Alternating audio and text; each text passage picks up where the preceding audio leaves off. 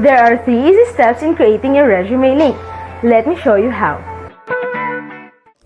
Step 1. Register. Go to www.jobs180.com using any browser and click Register Now. Fill out all the information needed. In choosing your resume link, use your full name so that it looks professional and it's easy to recall by potential employers. For example, Antonio Juan de la Cruz .jobs180.com. Step 2. Create and design. When creating your resume, make sure to complete your personal information and upload your profile picture. One of the highlights of the resume link is the portfolio section. In the portfolio section, you can show off your skills by uploading samples of your work like documents, pictures, videos, and your social media links. Your resume link also features different themes and you can upload a cover photo. This is a combination of a cover letter and a social network cover photo. Here is an example. You can also download a copy of your resume link and print it.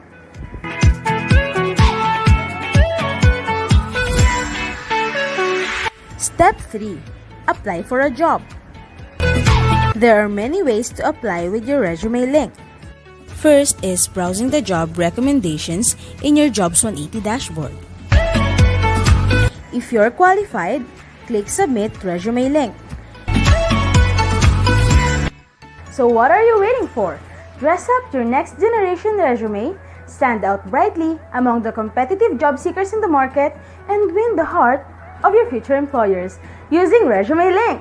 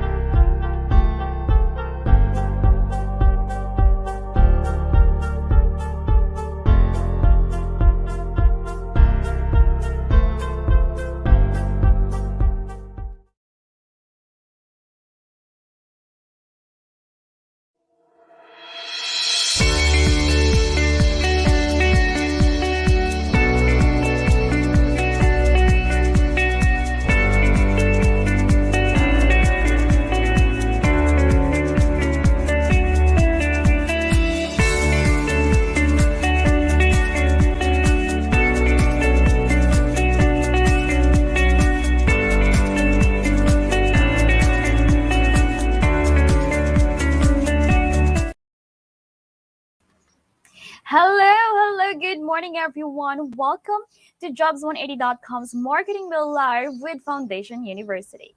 And today we will be joined by speakers from Jobs180.com, Sagility, and Inspiro. So before we start, may we invite everyone for the opening prayer followed by singing of the national anthem.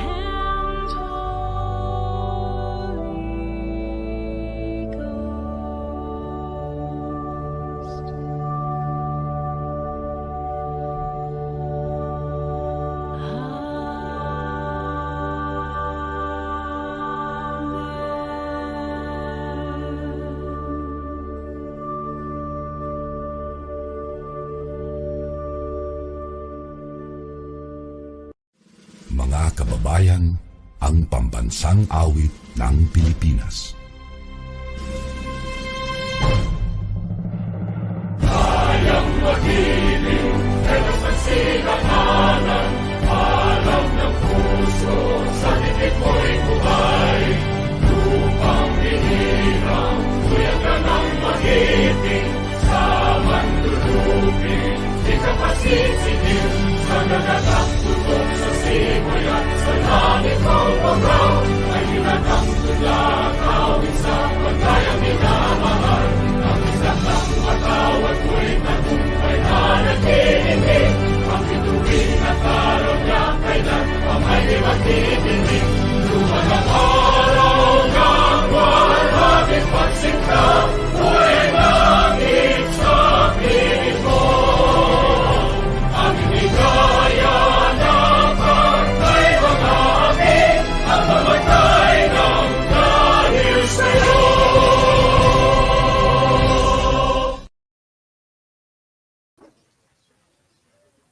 Hello, welcome back, and good morning once again to all our viewers.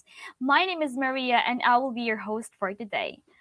We are live again via Jobs 180 Facebook and Jobs 180 YouTube. So hello sa lahat ng nanonood sa atin sa Facebook at sa YouTube at maging sa mga estudyante na nasa school ngayon. Hello sa inyong lahat. Alrighty, we hope that everyone is ready and is excited to learn new things today. So to officially start our session, may we invite Dr. Angelita C. Young Ricardo, the guidance head, to give us the opening remarks. Life is a journey, and you are in the best parts of that journey. Good morning, ladies and gentlemen, and to our distinguished resource speakers.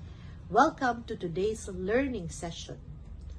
Our activity today will help you in the period of your journey, as this will supplement what you have learned in school through the years, which will help you achieve your career goals. In school, you learn all the theories and all the concepts. You've even mastered them the best that you can, which is very much commendable. This knowledge has then turned into skills due to your hard work and the presence of the people surrounding you. Congratulations as you enter a new chapter of your life and begin putting what you have learned into practice. May you be inspired by the knowledge that our resource speakers from jobs180.com have prepared for us today. And may you also look forward to the next phase of your journey.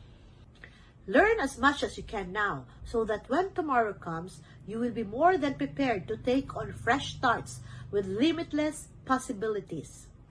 So, I am hoping that we will all pay attention and keep an open mind and heart as we listen to our resource speakers. I hope that whatever you learn from this experience and from this day forward will help you grow into the best version of yourself. Once again, welcome and thank you for your presence. God bless us all.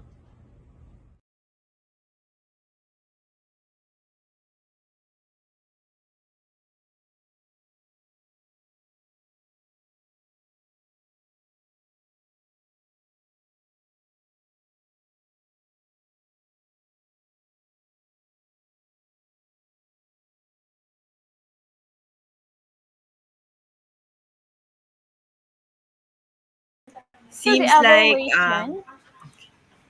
sorry, go ahead. We lost you for a moment, Maria. Okay, go ahead. Apologies po. Alright, once again, also the evaluation and attendance will be released at the end of this session by your guidance center. So if you guys are ready, here is our schedule for today. Job applications using resume link from jobs180.com, skills development from Sagility, new age career possibilities, content creation, social media, vlogging, streaming, and online businesses from Inspiro. Alright, so shout out to everyone na nandito na at nanonood. Again, for those students who are just joining, please comment your name, your year, and your course. And as we go along, type in your questions so we can read it later. Alright, this is your chance to ask before you face the real adulting thing or the world of work. So to our audience, sit back, relax, and let us all #learn together. Okay. I know you guys are excited, so kilalanin na po natin ang ating unang speaker. He has experience in sales, marketing, business development, customer service, operations, business process, and human resources. As a trusted resources speaker, he has done over 1,000 plus career development seminars in more than 400 plus colleges and universities nationwide. The managing director from Jobs180.com, Mr. Kim Chua. Sir Kim, the floor is yours. Take it away. Hi everyone. Good day to all of you. My name is Kim Chua. Don't forget the wa, baka Kim Chu lang maalala nyo. And I'm here to share to you about the most secure tool for job application. This is how you can market yourself more effectively and the different ways to do that. Okay, so let me start. Now, when you apply, you probably have a checklist. Now, if you're using the right tool, so just go along with me if you have the right, if you have the same checklist that I have. So ito yung mga things na like kong tinatandaan, no? Will my tool or will the thing that I'll be using help me to stand out? That's the first item that is very important for me. Kailangan mag-stand out ako kasi dami-dami kong kasabayan kalaban sa pag-apply. Another thing in my checklist is that, do I have more than one file? Because oftentimes I have a lot of files. May academic records, may mga government IDs, ang dami mga kailangan hingiin ng mga companies. So I'd like to put them all in one file. And this tool helps me to do that. Okay, another thing that this tool can do is that it allows me to make the process more efficient. Mas napapabilis yung pag-apply, no? Hindi na napapatagal yung pabalik-balik. So, mas mabilis din syempre tayo maka-move forward. Di ba? And another thing that this tool can do is that wala tong bayad. Baka mukha lang akong salesman pero libre po ito. Okay? So, this tool is absolutely for free. The most important in my checklist is that this tool, okay, makes my information secured. And I think this is the most important question. Do you want your information to be secured? I hope your answer is yes. Okay? And so with that, let me show you ano tong tool na ito. This tool is called Resume Link. Resume Link, by definition, is the most secured tool for job application. Okay? This is a personalized URL. It is a link that anyone can open online anytime, provided that they know the link. So let me use an example. If you are John Santos, just in case lang, your name is John Santos, your resume link would look something like johnsantos.jobs180.com. Ganun lang kasimple. So how do you make one? Okay, how do you make one? Now, the first step is for you to register. This is absolutely for free. Wala itong bayad. Okay? So what do? You go to www.jobs180.com and that is where you now register. Okay? As you register, you just simply fill out the information. These are the basic information. You have the account details, you have your personal information, you have your education background, and just in case you have your work experience, whether it's OJT or it's part-time job or whatever yung work experience na yan, then you proceed to that work experience page. Pero pag wala, hanggang dyan na lang tayo sa my education information. Okay? After doing so, you now start to create your resume link. So ano ba ang basihan ng resume link? Kadalasan, ang resume link natin, we base it on our name. We base it on our unique name. Okay, so as an example, if you're John Santos, then you say johnsantos.jobs180.com. Now, what about during scenarios where you create your resume link tapos may nauna sa inyo? May ibang John Santos, may kapangalan ka, no, nauna sa inyo. Ano mangyayari? Magkakaroon na red na box. Sasabihin niya, this name has already been taken. Now, okay, malungkot pag taken na. Okay lang, maging creative lang kayo ng konti. Pwede mo balik na rin. Pwede mo sabihin Santos John. Okay, you can also say Santos J, o kaya J Santos, o kaya JS, di ba? Or SJ. Depende sa link na gusto mo gawin. Basta importante, wala kang kapareho kahit kayo may kapangalan. Now, another thing I'd like to emphasize here, wag po kayong OA. Pag gumawa kayo ng resume link, huwag mo gagawin tipong nakalagay, cutie pie, lover boy, Barbie doll, di ba? Because it doesn't sound professional. Imagine going to a company and the HR will ask you, do you have your resume? Tapos sasabihin mo sa kanya, meron po, ang resume ko ay eljablo.jobs180.com. Di ba? Baka matakot yung HR sa inyo. So I don't recommend that you do something like that. Just stick to your name. Whatever your name is, it will sound professional. Okay? Now, in creating a resume link, you have to use a valid email. Emails like Yahoo, Gmail, Rocketmail, any email, basta nabubuksan nyo, wag na wag ka lang gagamit ng facebook.com na email. Okay? Do not use something like, example lang patrick@facebook.com na email. Do not use patricia@facebook.com na email. Okay? In short, do not use @facebook.com na email. Because if you use @facebook.com, you will no longer be able to receive notifications being sent to you by the companies as well as jobs180.com. Okay? So use something that you can open. Why is it important for you to open your email? Because you have to verify your account. Okay? Remember, pag nag-verify, yan ang ebidensya na ikaw nag-register talaga. Yan ang proof. Diba? And at the same time, if you verify your account, then you'll be receiving notifications from the companies as well as Jobs on 80. If you do not verify your account, hindi nyo na po marireceive yung mga notification ng mga company. So, sayang naman, di ba? Might as well verify your account first. Okay? Now, you're done with the first step after you verify. So, ano na ang second step? Ang second step is the most logical of all the steps. You have to complete all the information. Very logical. Sino sa inyo mag-apply sa mga kumpanya, bungi-bungi detalye? Sino sa inyo magbibigay ng resume sa mga HR tapos kulang-kulang details nyo? I don't think you'll do that because you're just wasting your time. Instead, kumpletuhin yung information nyo bago kayo mag-submit dun sa mga companies. Okay? So, step 2, complete the information. And how do you do that? Punta kayo ulit dun sa website, www.jobs180.com, and this time, you don't need to register again kasi may account ka na eh. What you need to do is you have to log in. Okay? Now, as you log in, you start to put your registered email or your resume link and then your password. Na ikaw lang may alam.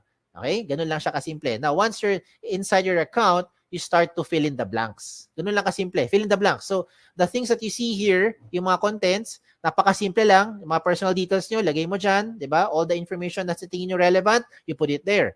Now, I have some emphasis lang on items na madalas na miss out ito ng mga aplikante. Ano yung mga yon? Sa contact information, you have to put here all the possible ways na pwede kang makontak ng isang HR. Kagaya ng social media handles nyo. Ba't ko nasabi yan? Because in reality is, pag tinatawagan kayo ng mga HR, madalas hindi naman ina-answer eh. Lalo na pag hindi nyo kilala, pag nag-ring yung phone nyo, hala, sino kaya ito? Di ba, hindi mo kilala. Ano gagawin? Hahayaan mo na lang. Di ba, antayin mo kung may mag-message sa inyo. Eh, paano kung yung HR hindi naman masipag hindi masipag mag-message? Masipag lang siya magtawag. That's why I recommend you put here all the possible means na pwede kang makontak. Kagaya ng social media nyo. Put your Facebook there, yung mga messenger nyo, mga Twitter nyo, iba pang mga paraan, social media handles para mabilis kayo ma-reach out. Diba? Message na lang. Are you available Thursday, 10 a.m., so on and so forth. You get what I'm saying? Diba? So lahat ng paraan, lagay mo dyan. What else do you put here? You also put here yung inyong mga work options. Sa work options naman, you just choose lang, parang yes or no lang yan, parang switch, no? Kung ano yung mga options na gusto ninyo. No, willing to work night shift, willing to relocate, looking for OJT, you can also put it here. Okay? And then in terms of education, obvious naman, yung alma mater nyo, lagay nyo dito. Diba? Yung mga pampakapal ng resume, sa seminars attended, kahit magkopyahan pa kayo ng mga classmates mo, okay lang. Basta lang make sure, alam nyo na pag-usapan doon sa seminar na yon. Pagdating sa certification, ganun din yan. Walang limit sa space yan. Achievements, recommend ko dito is you don't only put yung mga achievement nyo inside the school. Okay? Kasi hindi naman lahat tayo academically inclined. Some of us are not very active sa school, pero active tayo sa mga social civic organization. Diba? So, even if it's outside of the school, you can also put it there. As long as you think it is an achievement, you put it there. Okay? Now, in terms of skills and languages, isa-isahin ko lang yan ha. Sa skills, do not limit your skills dyan lang sa course nyo. Hindi perkat education ng course mo, ang ibig sabihin, ang skills na alam mo lang ay magturo. Hindi perkat accounting ang course mo, ang alam mo lang gawin or ang skills mo ay mag-debit, credit at mag-balance sheet.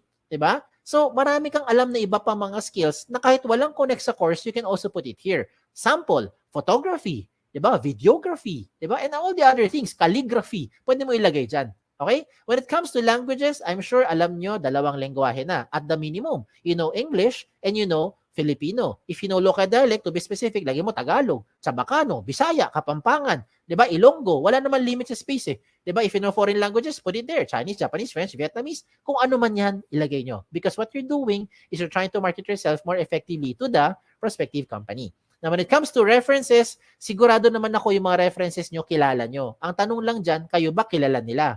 Kasi madalas, pag tinatawagan namin yung mga references nyo, hindi kayo maalala. Yung pinakamalupit dyan, hindi talaga kayo kilala. Okay, so please advise yung mga references nyo na ginawa nyo silang reference para at least they know what to tell about you. Okay? Now, at this point, I'd like to highlight yung mga things that you don't find in a traditional resume. Ano yung mga yan? Diba? Ito yung mga yun. Let me start with the portfolio section. The portfolio section is where you now upload evidence of your skills. And I think with this day and age, dito pumapasok yung efficiency, no, ng ating application sa mga companies. Because oftentimes, when we apply to companies, marami mga hinihingi, mga pre-employment requirements. They will ask for mga documents, mga proof that is showing na yan talaga yung mga skills nyo. So, kung ano man meron yung mga documents, you can now take a picture, you can scan them, and you can upload it here. Example, government IDs. Diba? Meron ka mga transcripts, academic records. Di ba? You can put that there. Okay? Kung meron mga medical clearance na kailangan, ganun din. Hindi na kailangan magpabalik-balik sa company. Oh, ayos ba? Oh, ito pa. Diba? But wait, there's more. Ito na yun. Itong isa pang gusto ko i-recommend sa inyo, yung tinatawag natin selfie video. Nowadays, I think it is not very difficult to create a selfie video. Diba? May TikTok nga kayo eh. Diba? Alam mo naman paano gumawa ng selfie video. So I don't need to teach you how to create a selfie video. What I need to share to you na lang is yung anong kailangan sabihin pagka gumawa ka ng selfie video. Okay, this time, what I recommend is you say something interesting about yourself. Okay? So, you pretend that you're being interviewed by the HR. Diba? Ano yung matiyatanong sa atin? Why should we hire you? Diba? Tell me something about yourself. Why should we consider you among all the other applicants? O, di ba? Ang kagandahan ngayon is you create that video for about 1 minute or less. Hindi kailangan sobrang haba, no? Mga 1 minute lang or less. Pero ang maganda rito is na-evaluate na nung HR yung inyong communication skills. If you can speak in English, then I recommend you speak in straight English. But if you cannot, it's okay as long as you're able to show your personality. You can also showcase here yung mga hard skills nyo. Ano yung mga hard skills? Kagaya ng mga video na panood ko dati, pinakita nila how to use a soldering iron, how to properly handle a welding machine, diba? How to fold table napkins. O, ganun, diba? So, depende ko ano yung mga skills na alam mo at depende ko ano yung nasa field mo rin, diba? Na napag-aralan, diba? So, gusto mo magpakita ka paano mag-balance sheet, pwede rin. O, diba? Again, it really depends on what you wanted to show dun sa HR. Ang point is, you don't need to travel back and forth para lang ipakita on the spot dun sa HR yung inyong hard skills. And most importantly, hindi na kailangan magkaroon ng maraming aberya, maraming storbo. Diba? Sometimes when we try to contact you for the phone interview, maingay yung background, hindi marinig. Diba? Mahina signal, maingay, ano nangyari? Nasa biyahe. Diba? Or sometimes hindi magtugma yung schedule. At least with that selfie video, it makes the process now more efficient. Now, another good thing pa with the resume link is that you also upload here your profile picture. When it comes to profile picture, you don't need to go to the studio para magpa-picture. Huwag ka na gumastos. Ang importante lang dyan, tumingin ka sa camera, okay, with plain background, at of course, magbihis ka naman ng maayos, di ba? And then, you're good to go. Huwag mo gagawin yung mga nasa right side ng screen niyo. Those samples that I'm showing you, it doesn't look professional. Imagine, di ba, yung mga selfie, mga nilagay ng avatar, yan, huwag nyo gawin yan. Okay, huwag nyo gawin yan. It doesn't look nice, doesn't look professional. Okay? Now, another good thing pa with the resume link is that meron tayong tinatawag na cover photo. Ayan, pasintabi sa matatamaan. May iba sa inyo nakikinig ngayon, hindi naman kayo gifted with writing skills. Some of us are having a difficult time expressing our thoughts and feelings into words. So ano pwede mo gawin? You can now use those pictures to represent your personality or to showcase yung inyong skills. Example, look at the one on the left, yung nasa baba. Ano kaya siya? Sabi ni iba, sir, ophthalmologist, optometrist, or eye expert. Yung nasa kanan, yung nasa taas, ano kaya siya? Sabi ni iba, sir, para siyang admin or clerical work. Or maybe makalat kasi tingnan mo yung lamesa ang kalat-kalat. O, di ba? Again, it depends on the interpretation of the person looking at it. This is an example of someone into HR or maybe into psychology. And this one is an example, it's a very good example by the way, of someone who wanted to say that there is no shortcut to success.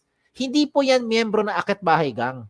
Okay? Ang gusto niya sabihin, you will be able to reach yung goal mo by taking one step at a time. Oh, di ba? You get what I'm saying now. So I'm showing you good examples para you can draw inspiration from. And I will also show you not so good examples. Ito yung wag niyong gagayahin. Huwag kayong magpapaka-misteryoso. Okay? Maglagay ka ng picture mo dyan. Lalaki man, babae in between, okay lang. Ilagay mo dyan. Member man tayo ng LGBTQ+, okay lang. You put it there. At least alam ng HR who to expect. A lot of times, yung mga pangalan kasi very interchangeable nowadays. Ako mismo, guilty ako dyan. My name is Kim. A lot of people think babae ako, di ba? Pag iba nababasa ko mga resume, ano nakalagay sa resume nila? Chris, nakalagay George, Alex, Sam, Nick, di ba? Joey. I would assume lalaki. Yun pala, babae. O, di ba? That's why you better make sure you put your picture there. And wag naman pugot yung ulo nyo pag nilagay ng picture. Dapat kompleto. Okay? Never leave this blank because if you leave this blank, it will not catch the HR's attention. Trust me. Kung ikaw ang HR, wala ka namang ibang makita dyan, malamang mangyayari dito, next applicant na. Okay? And then if you want to catch the HR's attention, do not create something like this. This is just my opinion. I don't think this looks professional kasi ang dating parang tamad, parang happy-go-lucky, no? Parang chill-chill, walang pakialam sa buhay. Again, that is just my interpretation. Okay? So I showed you the good and not so good examples para you'll be guided. Now, you can just play along later on kung anong sa tingin nyo mas bagay sa inyong background or sa inyong sa gusto niyo ipakita sa personality niyo. Okay? Now, let's examine a very good example. look at this person, itong iExpert. Bakit maganda itong example ng kanyang resume link? Because all the information you're seeing here, kompleto na. 'Di ba? Hindi ka na magpabalik-balik eh. Kung ikaw yung HR, everything that you need to ask or you want to know about the applicant, you already find it here. If you're the applicant, you might as well put everything there para wag mo na antayin pa yung time na hihingiin pa sa'yo ng HR yung mga documents yan. Baka hindi na mangyari yun. Baka may ibang aplikante na mas assertive, nilagay lahat ng mga information na i-process na siya kaagad. 'Di ba? Now, at this point, I know what you're thinking. You're probably thinking, "Sir, okay nga tong resume link. Kaso lang, baka naman yung information ko nakakalat na sa buong mundo. Baka naman nakalantad na sa buong internet." Ang sagot ay, hindi. Kaya nga tinawag na the most secure tool for your job application. Diba? Bakit? Because you control your privacy settings. Ikaw mismo, as an account user or as a resume link owner, ikaw ang may control ng privacy settings mo. And how will that happen? When you log into your dashboard, as you can see in my screen, when you log into your dashboard, you will find the resume link settings. Pagpunta mo sa settings, mapuntahan mo yung privacy settings at doon ka mamili ngayon ng information you want to show or hide in public. So let me use an example. If you don't want to show your birthday, what do? You turn it off. You don't want to show your references, you turn it off. You don't want to show your address, what do? Turn it off. Diba? So yung mga information na in-off mo, hindi lalabas sa public. Now, if ever lang you decide to change your mind, ang maganda dito sa resume link, updated yan, real time. As in real time. So 5 minutes later, you want to show your birthday, turn it on. What happens? Lahat ng mayroong alam ng resume link mo, alam na niya yung birthday mo. Diba? If 2 days later, you want to show your address, you turn it on, you save your profile, lahat ng may alam ng resume link mo, alam na rin yung inyong address. You get what I'm saying? Diba? So, depende na sa inyo kung ano gusto mo yung on or off. If you want to turn off everything, then okay lang. You can just turn off the button. Enable public resume link, off. Wala nang lalabas sa public. Kahit na anong information. Okay? So, yan ang re-remind ko sa inyo. The second step is for you to complete the information, and in doing so, please make sure that your profile is interesting, diba? Yung information mo kompleto at updated ang details nyo para mabilis kayo makontak ng mga HR. Now, we go to the last step. Pangatlo na, last step na to. The last step is for you to submit. Now, how will you submit your resume link to those companies? You might be thinking you want to explore opportunities outside of the Philippines. Maybe you want to join some job fairs later on. You want to apply online. You want to, marami, walk-ins, diba? Depende kung ano kasi bumabalik na yung face-to-face ngayon. So, lahat ng mga ipapakita ko sa inyo, lahat ito, practical application. Lahat yan, makaka-relate kayo. Ano yung first one? The first one is you go online. Of course. Diba? Yan ang fastest way. You just connect via your phone, via kung ano man gadget mo, go to jobs180.com, search for companies. And by the way, speaking of search, you can only search for company, tatlo lang pwede mo i-search ha. Search for company name, position title, and location. Doon sa search bar, hindi mo pwede ma-search ang resume link. So example lang, ikaw si John Santos, okay? O kaya ikaw si, ako na lang, Kim, halimbawa lang, subukan mo pumunta sa jobs180.com, doon sa search bar, type mo doon Kim. Tingnan mo kung may lumabas. Malamang sa malamang, walang lalabas. Unless may company name, position title, or location na may word na Kim. Other than that, walang lalabas dyan. Kasi hindi siya searchable. So, the only time a company would be able to know your information is if and when you give your exact resume link to that company. So, ikaw may control. Ayos? So, tuloy natin. Okay, tuloy natin. So, if you're going to search for companies, what do? Just go to the website of jobs180.com, search for companies. Kung may lumabas, edi meron. Pag walang lumabas, edi wala. Diba? Ganun lang yan. Huwag natin pilitin magkaroon ng something kung wala talaga. Diba? Okay, so ano gagawin? Tingnan mo yung mga companies. Kung meron kang type, edi gawin nyo, check nyo yung opportunities. After that, you now submit your information to that company. Okay, and when you submit your information to the company, it will ask for your profile, for your resume link and password. So ikaw lang magbibigay ng consent dun sa company. Okay? Now another option is for you to send resumes via email. Now there's nothing wrong in sending resumes through email. Ang tanong dito is, how are you sending your resumes through email? Do you do it like this? Do you say, "Dear HR manager, I'd like to apply for the following position. This is my resume." Tapos mag-attach ka ng Word file, PDF file, or whatever file you have. If you're doing those attachments pa, ang tawag dyan, traditional, pampabagal, makaluma. Hindi ko sinabing mali. Ang sabi ko lang, traditional, pampabagal, makaluma. Bakit? Hindi mo kailangan mag-attach anything anymore. If you're going to write an email and send your resume, just simply type your resume link there. "Dear HR manager, I would like to apply for the following position. This is my resume. In this example, Antonio Juan de la Cruz, jobs180.com. Send. Tapos na. Ganun lang kabilis. Diba? Whatever changes you need to do, you put it inside your resume link. You don't have to keep on sending another attachment. Paano kung imagine mo na lang, nag-attach ka ng Word file, diba? Ng PDF file. Tapos nagpalit ka ng address, nagpalit ka ng phone number. Ano gagawin mo? Email mo na naman yung HR. Dear HR manager, I'm sending you my updated resume. Ganun ba? Paano kung 2 months later, lumipat ka ng bahay, iba na address mo, send ka ulit ng bagong resume. Dear HR manager, I'm sending you my updated, most recent resume. I don't think you'll do that. Kasi kung ganun ang ginagawa mo, sayang sa oras siya, nakapagod sa part mo, lalong-lalo naman sa part ng HR, mas nakakapagod to keep track kung saan dyan yung pinaka-updated na attachment or pinaka-updated na resume ng aplikante. And this time around, if you have your resume link, all you need to do is just update your resume link at lahat na may alam ng resume link mo, makikita nila yung pinaka real-time update ng profile or information. Ayos ba?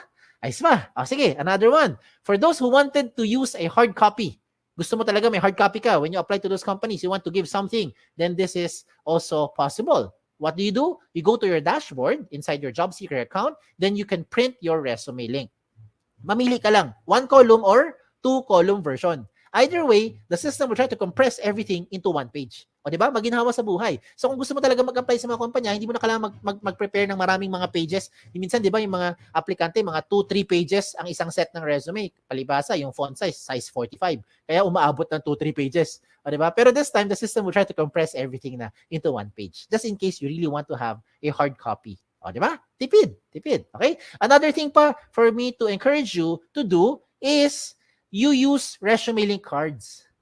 Resume link cards. Ano tong resume link card? Kung sa mga nagtatrabaho na, ang tawag namin business card. Sa mga nag-a-apply, tawag dyan, resume link card. So in one piece of paper, whether short bond or long bond paper, you can now design it your own way. You can design it depende kung ano ang gusto mo, pagiging creativity mo. Ikaw bahala. You can make 10, 20 sets of cards. Depende sa laki or liit. Diba? Kasi laki ng index card or kasi liit lang ng mga normal business cards natin. Diba? So depende. So maybe in one long bond paper, you can make 10, 20 sets of cards na. And so after you have it printed out, pwede ka na ngayon maggupit-gupit. Gupit-gupit na lang. Diba? 10 or 20, bawat kumpanya, you can now start to give that as a hard copy. Hard copy pa rin naman yan eh. But this time, why am I encouraging you to use resume link cards instead of the traditional long bond or short bond paper? Bakit? Una-una, tipid. Diba? Because of course, right now, eto, tipid. Kasi if you're going to apply to 20 companies, you don't need to print 20 sets of long bond papers. You just need to print 1 long bond paper and cut 20 small pieces of resume link cards. O, diba? That's for the cost side. Tipid na. Pangalawa, at mas importante, security of information. Diba? You want to have peace of mind. Paano ko nasabi yan? Kapag ikaw yung nagbigay sa isang kumpanya ng long bond paper or short bond paper, example lang, no? It's a traditional resume. And for some reason, nilipad ng hangin. Okay? Nilipad ng hangin. Hindi mo kasalanan. Kasalanan ng hangin eh. Diba? May nakapulot na stranger. All your information, alam na nung stranger. Tama? And you cannot deny it because you know what I'm saying is true. Diba? Hindi mo kilala pero alam niya yung details mo. Now, using your resume link card, same scenario. Nagbigay ka ng resume link card sa company, nilipad ng hangin ngayon. May na stranger na nakapulot, okay lang. Bakit? Kampante ka. Kasi yung resume link, ikaw may control ng privacy settings mo. That's why, in your resume link card, what I recommend, you just simply put your name and your resume link. Dalawa lang. That's it. If you want to put your mobile number, it's okay. It's up to you. You can put it there. Diba? Pero ang point ko is, resume link, pwede na siya makita ng mga HR or mga companies na bibigyan mo. Diba? So you have peace of mind now. Okay? So there's a lot of advantages using resume links. In fact, doon pa lang sa privacy portion, panalong-panalo ka na. Ikaw ang may control ng privacy settings mo real time. Pagdating sa speed of hire, it becomes faster and more efficient because whatever you want to show the HR, you just attach it there. Whatever the HR needs from you, they just ask from you. Diba? You take a picture, you scan them, upload it there, and later on, pag okay na, you now turn off yung privacy settings mo. Diba? Or you can remove them in the attachments. Diba? Cost efficient, definitely wala tong gastos, tipid. Diba? If you're thinking, ay sir, paano po yung internet, kailangan ng pang-load? Pwede ka maging resourceful. Connect lang tayo sa mga libreng wifi. O, diba? And then, pagdating sa flexibility, if you really want to have it printed out, yung inyong resume, you also have the option to print it out. That's like how I showed it to you, 1 column or 2 column version. Either way, it's really up to you. Pero ang point ko is, resume link na lahat yan. Okay? And you can use this to any platform, whatever platform you want to share it to. You want to share it sa mga messenger nyo, you want to share it sa email, sa Viber, sa text, di ba? Gusto mo, kaya ko bahala. Di ba? Gusto mo, sulat mo sa papel, tapos gawa ka ng airplane, palipad mo, di ba? May nakakuha, alam niya yung resume link mo. Ikaw bahala. Okay? Ikaw may control kung sino ang gusto mo bigyan. Okay? You don't have to use your USBs anymore. You don't have to save it sa hard drive. Baka mawala pa yung USB nyo. Delikado. Diba? Wag na. Baka kung ano pa makita ng mga nakakapulot ng mga USB na yan. Okay? So you don't need to worry about compatibility as well because this is compatible to any platform. If you're using Android, you're using Safari, kung ano magamit mo, pwede yan sa kahit anumang version. Okay? And so, just to promote lang, if you want to be part of our team, we're also hiring. Mismo sa jobs180.com, we're hiring for several opportunities, several vacancies yan. Check out na lang yung aming jobs180.com/jobs180 na page. Okay? And by the grace of God, shout out lang ako, right now we have more than 400 plus colleges and university partners nationwide from north all the way to the south of the Philippines. Thank you, Lord. O diba? Ang kinalat namin, hindi lang virus. Biro lang. Kinalat namin resume link. Yan ang kinalat natin. So, a lot of schools now, including your alma mater, are now using the resume link. So, I hope it doesn't stop here. No? You become a blessing to others as well. If you have friends, you have yung mga relatives mo, na sa tingin mo, kailangan nitong tool na ito, you can share it to them. Wala namang bayad eh. Libre naman yan. Okay? And so, as we close this portion, I'd like to discuss some of the frequently asked questions. Baka ito yung mga agam nyo or ito yung mga questions na gusto nyo tanungin. Sagutin ko na muna. Okay? Unang tanong, can I give my resume links to companies who do not know about jobs180.com? The answer is absolutely yes. Basta alam nila eksaktong link mo at ikaw may control, sino bibigyan mo nun? Ikaw lang ang magbibigay, diba? So ikaw lang may alam sino binigyan mo. Okay?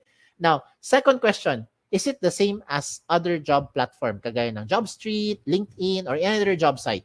The answer is no. May dalawang pagkakaiba. And let me use an example here. Let me do a shout out to JobStreet, no? Because I think you guys know what JobStreet is. So, shout out lang to them sa mga nasa JobStreet.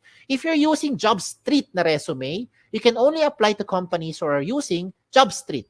If you're applying to a company who is not using JobStreet, you cannot use your JobStreet resume anymore. Pero pag gamit mo yung resume link mo, pwede mo yung gamitin kahit na saan, kahit na kanino, kahit na anong platform. Diba? Basta alam ng HR yung eksaktong link mo at ikaw magbibigay nun. That's the first difference. Second difference, if you have already submitted your JobStreet resume to an HR, you cannot change anything anymore. Well, you can on your end, but it will not be reflected on the HR. Hindi siya magiging real-time update.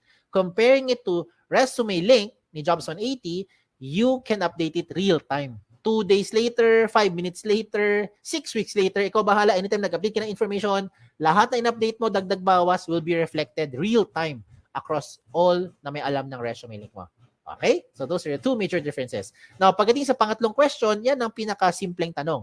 Can I keep my information secured? I hope by this time na-convince ko na kayo na ito na ang pinaka-secured na job application platform. Okay? So, use your resume link. Number 4 question, I think is the most important question. How often should you update your resume link? The answer is every time. Every time na meron kang babaguhin.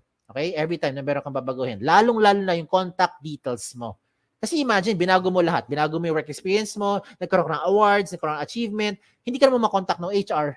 Wala rin, di ba? Sayang din. That's why you have to update yung contact details nyo. Okay? And the last question is just a trivia.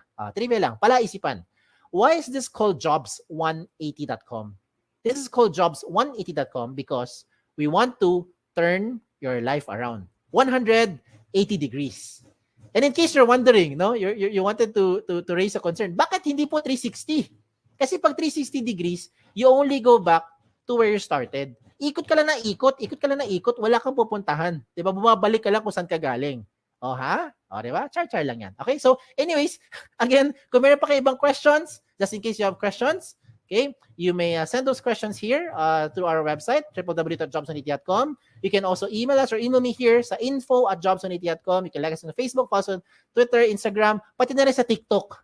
Okay? So, check us out on all our social media platform. Okay?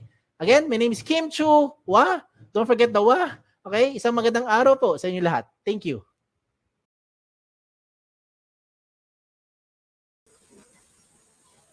Thank you so much, Sir Kim, for helping us on how to create a job-winning resume. Okay?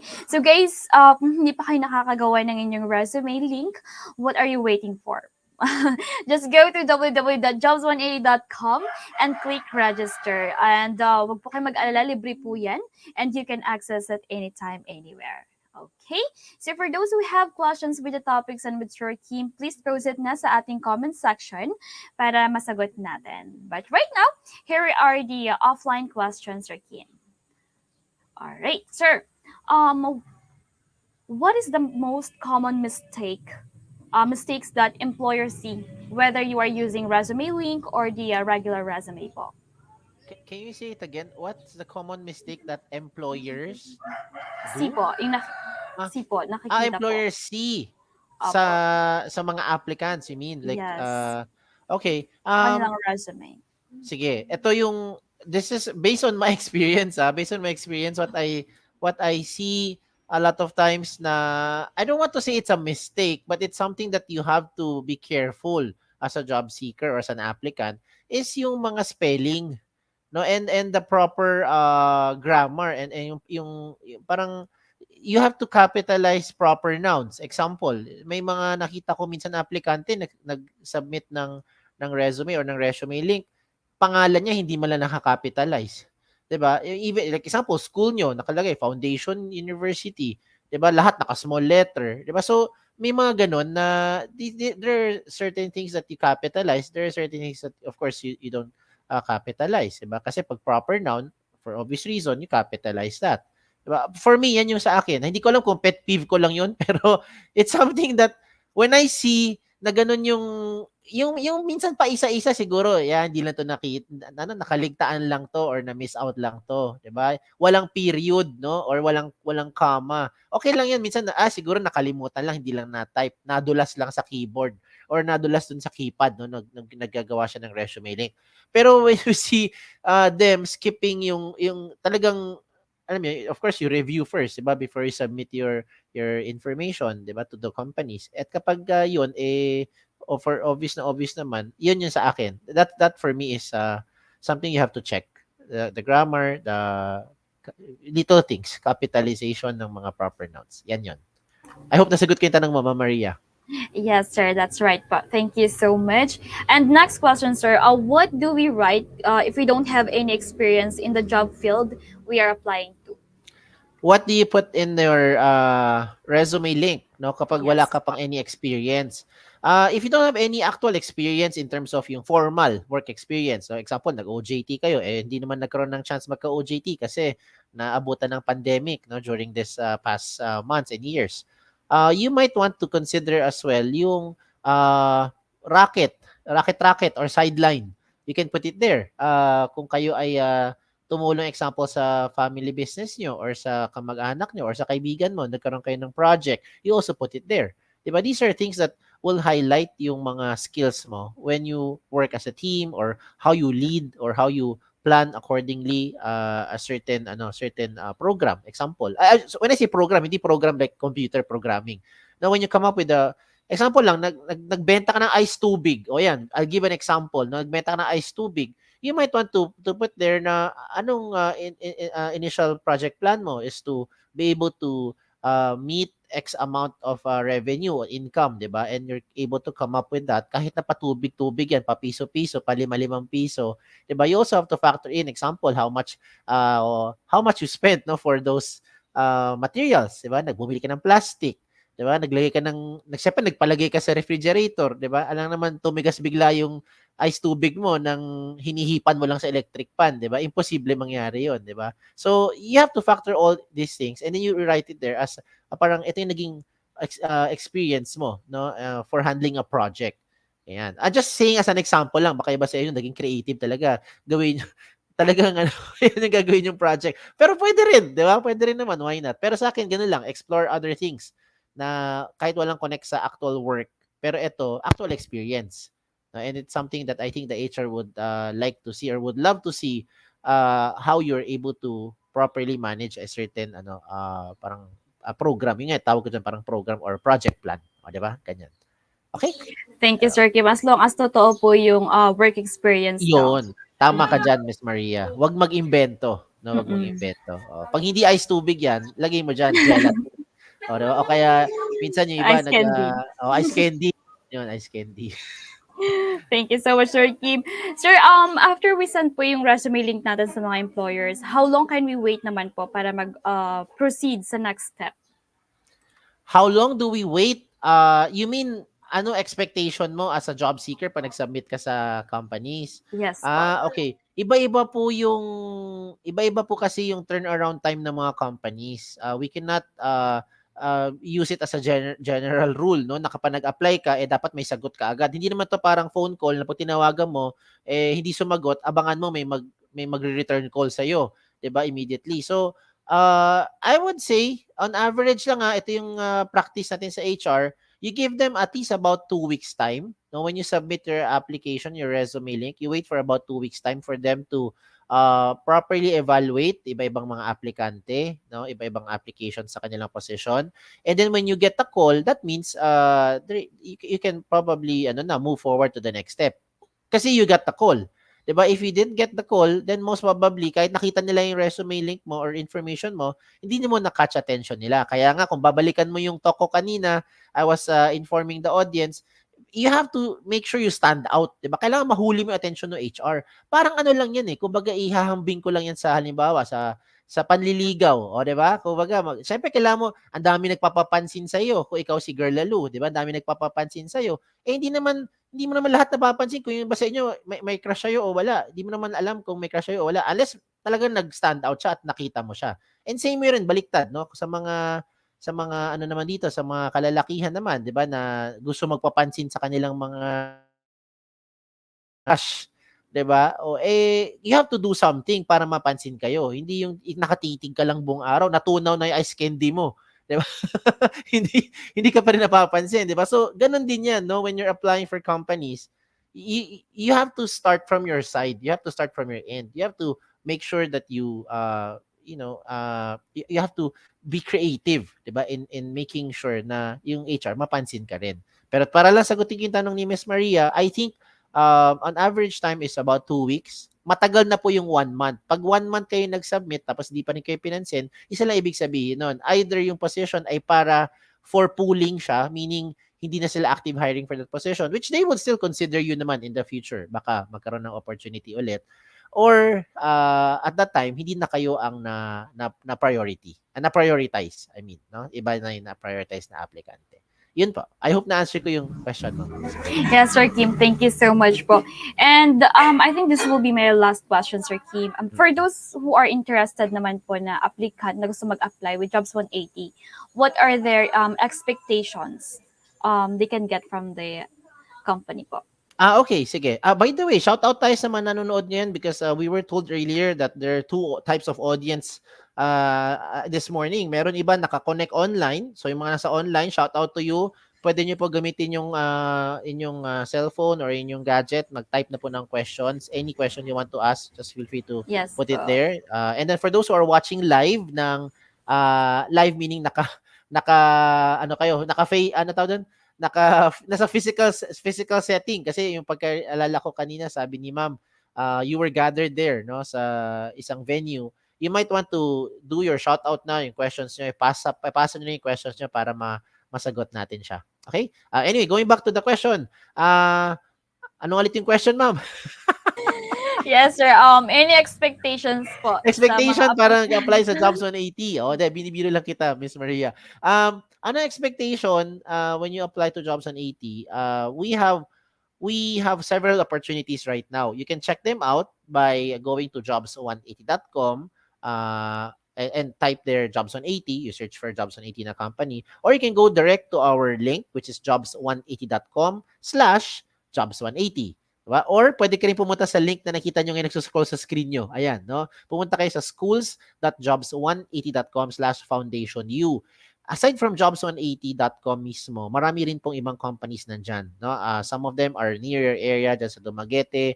May mga invited tayong mga companies, mga partners din near your area, sa Iloilo, sa Bacolod. Dyan, marami, no? I-explore. No? Hindi ko, too many to mention. Now, just for Jobs 180 mismo, marami tayong opportunity. So if you want to be part of our company, you simply do the following. Send your resume link directly dun sa mga link na binanggit ko. Or pangalawa, you can email us directly sa info, that's info, info@jobs180.com. Okay, make sure you send us your resume link. Okay, kumpletuhin nyo na yung information nyo, ha. Ayusin nyo na yung details nyo. Okay? And then, yeah, we all look forward to having you here dito sa Jobs 180, sa team natin. Yun po. Okay? Ayan. Baka may Thank questions you na so yung mga much, Sir audience. Kim. Yes, guys, kung may pahabol po kayong questions, you may pose it na para po mabasa natin dito sa ating comment. Sige. Habang sila ay naghahanda pa, alam niyo yung mga fresh graduates ngayon, some of them are too shy to ask questions. I don't know why. Tapos pag natapos na yung talk, tsaka lang sila nagtatanong, nagbubulungan sa mga classmate, no?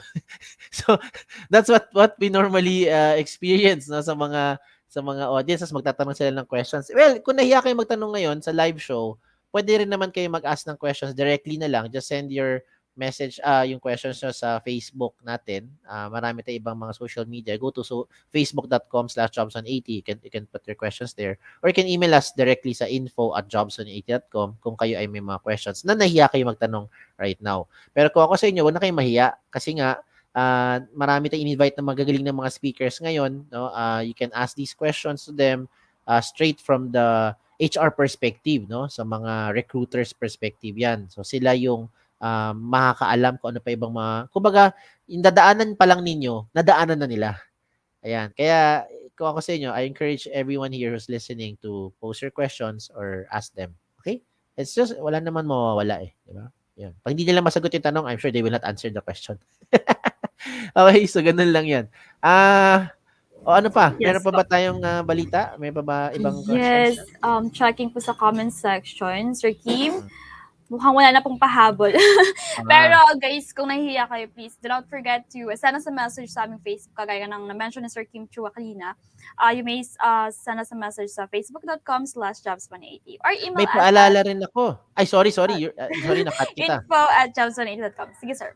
May paalala lang ako sa mga fresh graduates, no. Mag-ingat po tayo sa mga companies na nagti-take advantage ng mga aplikante kasi marami diyan mga, kung tawagin, mga fly by night, no, parang fly by night companies. So ano yung mga things to watch out for when you're applying for companies? Make sure that they have a physical office here in the Philippines. Kasi kung later on nagkaroon kayo ng problema at gusto niyo sila ireklamo or ilapit sa mga government offices natin like sa DOLE or sa POEA, kung wala silang physical office sa Philippines, wala tayong habol. 'Di ba? Mahirap huntingin yung ganon. So you have to make sure that they are here in the Philippines. And then another thing that to watch out for sa mga companies din is dapat yung ina-applyan ninyong kumpanya, kapag local po yan and direct hiring, wala po kayo kailangan bayaran kahit na piso or isang sentimo, no? Iwasan natin yung mga companies na may mga ganong racket, kumbaga, no? Yung mga ginagawang naniningil ng application form, sometimes even ball pens, sinisingil pa sa inyo kasi nakalimutan mo ballpen mo. Ayan. So, iingat kayo sa ganung mga companies. Kapag local and direct hiring, wala po dapat yan bayaran, no, sa mga companies. As an applicant, you don't have to pay them, no, anything just to apply. Another thing din na gusto ko paalala is while you're doing your research sa mga companies, kindly make sure then that those companies have a website, no, hindi social media site, no, kasi I'm sure may mga companies din na nagpapanggap na legit sila, pero pagka tinignan mo sa social media, syempre dami nakasulat, social media yun eh, di ba? Pero pag hinanap mo yung legit na website, wala naman silang legit na website. So you have to go through all these research work before you submit your application to them. For those who are wondering naman, who are asking, pwede ba ako mag-apply sa maraming companies? Wala naman pong bawal. No? Kahit gaano karaming kumpanya gusto mo applyan, pwede po yun. No? Wala pong bawal. Yun nga lang, wag naman kayo mag-trigger happy. Wag yung mag-submit, yung alam mo yun, yung uubusin mo yung 10 minutes mo sa click, apply. Di ba? Bahala na, sino unang tumawag sa inyo. Tapos pag tinawagan kayo, tatanungin, what do you know about the company? Or why did you apply for this position? Tapos biglang ikaw, lagot na, 'di ba? Bakit? Kasi hindi mo naman talaga inaral or ni-research yung pag-apply mo doon sa company. Okay? So, Yun lang yung mga nire-remind ko sa inyo. These are the things that a lot of applicants are doing right now. They want it to, ayoko sabihin shortcut, but they want to do it in the shortest way possible. But when you do it that way, hindi ka nagiging efficient. Mas tatagal, masayang yung oras eh. 'Di ba? Click ka ng click, di mo alam yung na-apply mo. So aralin mo na, alamin mo na, at wala naman pong limit sa dami ng pwede mong applyan as long as you are aware and you have research about the company and the position that you're applying for. Okay? So yun lang ang advice ko sa mga nakikinig ngayon. Thank you. Thank you so much, Sir Kim, for your reminders. Yes, I think wala na po talagang questions, Sir Kim. We'll message nyo na lang po pag meron. Thank you so much po, Okay. Sir Kim, Thank you. for Thank you. joining us today, and see you again po sa ating set of Bye-bye. webinars. All right, God bless you, Sir Kim. Okay, so for more career opportunities with jobs180.com, sa mga interesado, please visit www.jobs180.com/jobs180, and you may send your resume link. Thank you so much. So we are now introducing our next speaker with the topic skills development. Mr. Mavrick is a graduate of Hotel and Restaurant Management at Cavite West Point College. He's originally from Barangay Bagakay, Dumaguete City, then moved to Iloilo in September 2014. Upon career progressions, he started BPO career at the age of 19 as an agent at Teletech Dumaguete, and now with almost 14 years of BPO experience with extensive background and experience in training, quality, operations, management, and sites management. Currently, he is a senior site manager of one of the biggest BPO in Iloilo with more than 3,500 employees, a breadwinner and a fur parent of 8 dogs and 2 cats. Also a nature lover who is fond of mountain climbing and conquered at least 7 mountains in Panay Island. An artist by heart who loves dancing, photography, and a makeup artist, the senior site manager from Sagility, Mr. Mavrick Cimafranca. Sir, good morning. Oh wow, Victoria, thank you so much for sharing that. I'm really flattered and really thrilled to be part of this activity today. So thank you so much. You're welcome, sir. Maverick, our pleasure is ours. And then, yes, sir, you may share your screen na po. Yep, I'm currently sharing it. So let me know if you guys can see it. Yes, sir. Thank you so much. We can see your screen now. We'll be right back after 20 minutes for the Q&A. Good luck, All sir. right. Thank you so much. And good morning again, everyone, Foundation University. I'm very happy. So, as what Miss Maria has mentioned, I'm originally from Dumaguete City. So, Bisaya Juta. Yes. I'm really happy to be part of this activity and to be sharing to you, of course, my knowledge and experiences being in the BPO industry for almost 14 years already. So, started my career dira lang jud ko sa likod ninyo. I live in Lizana subdivision, no? At the back of Foundation University, very near. So, and Dumaguete is really close to my heart. But I'd like to for you guys to get to know me better. So, Miss Maria has mentioned some of the things that I do beside being on the corporate world. But yes, with my years of experience in the industry, I really try and make sure that I do other things no on top of it. And this is really for me to make sure that I have learned new skills or probably uncover skills that I did not know before. So aside from being a BPO leader for almost 14 years, I have a passion in creative designing. So if you guys have visited in Iloilo, because I'm currently located in Iloilo, if you guys have visited or know Iloilo, Iloilo has one of the biggest celebrations, you know, the Dinagyang Festival, which happens in January. And luckily this year we actually joined, our company joined the Float Parade Festival. And I am one of the creative designers of that float. And we won as a grand champion or the best lighted float. And I'm really happy for that, you know. And on top of that, I've learned photography all throughout the years. I do makeup. I am a makeup artist. So with some of the models here in Iloilo, I do makeup art. I do their makeup, hair and makeup.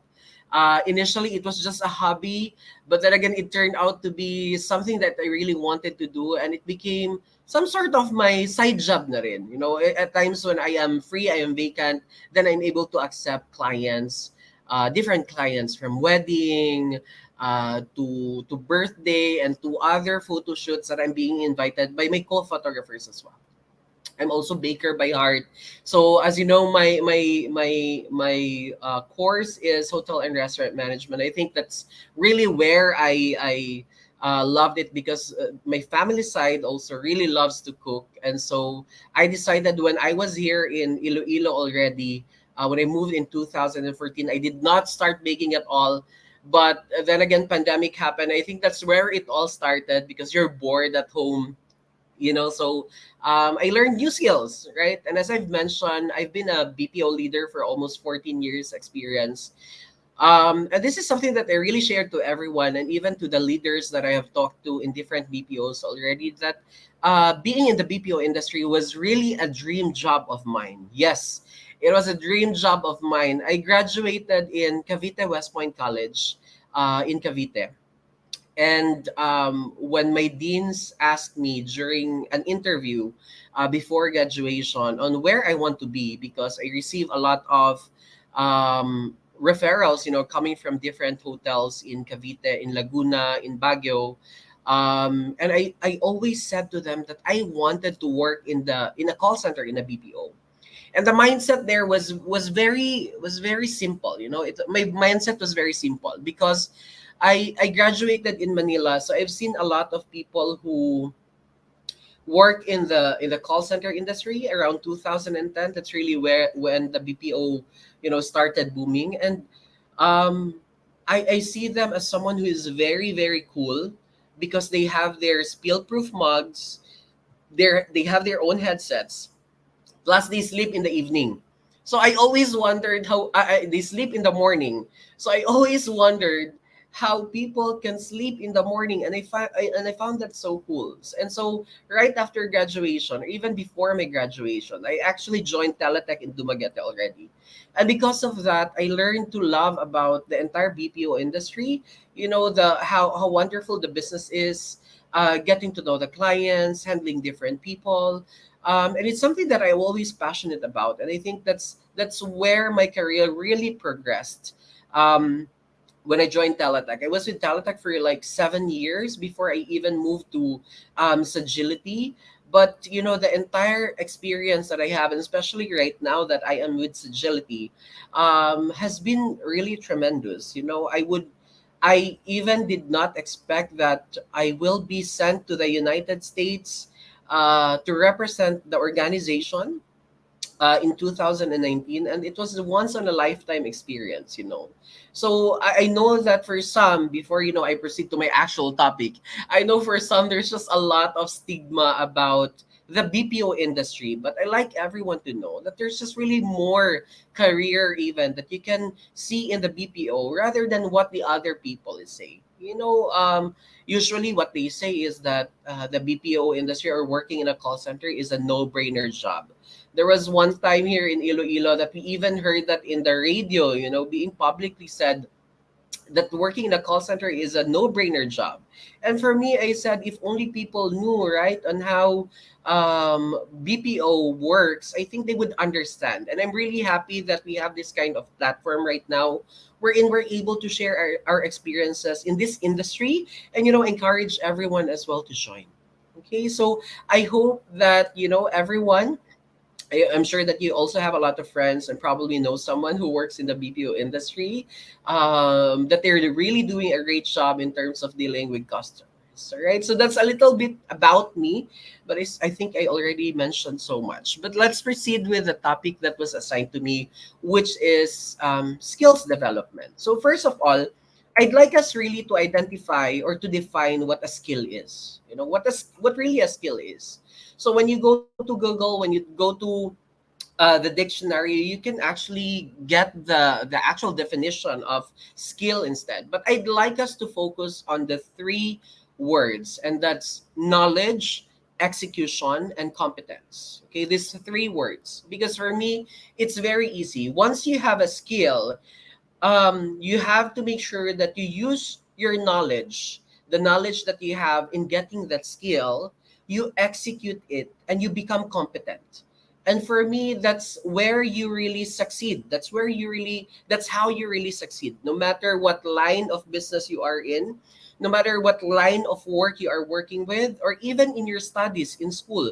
That's really how we learn, right? When we learn something, when we identify the skill that we have to use it, and that's the reason why the knowledge and the skill has to be executed, and then we become competent about it, because every time that we use our skill, every time that we try and practice it, every time that we try to master the skill that we have, we become competent.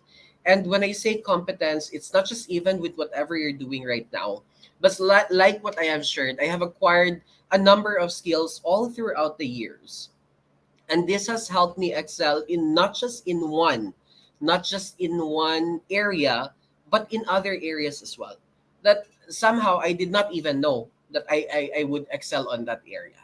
All right.